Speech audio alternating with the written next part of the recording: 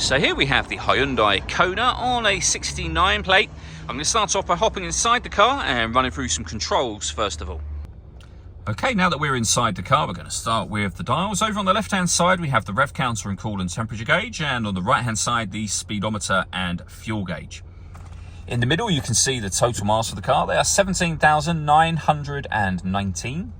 You can change the information that's displayed above that using buttons on the steering wheel. So at the moment, we've got a digital readout for the speedometer, but you can change that for various bits of driving data. There are other menus available to you as well, and all of those are accessed and changed using the buttons just here.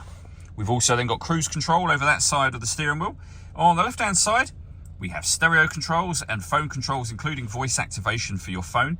You won't be able to use the phone controls until you pair the phone up to the vehicle.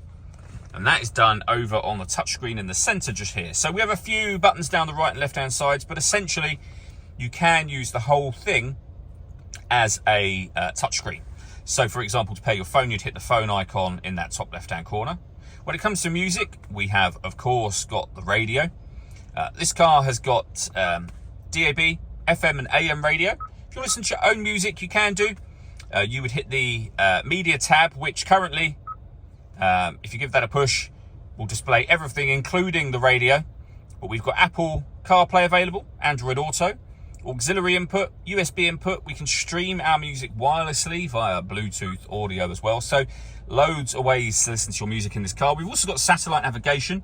There's a full video showing how the sat-nav system works on both our website and on our YouTube channel as well. And if I pop the car into reverse, you will see that on top of the parking sensors, we've also got a full color reversing camera as well.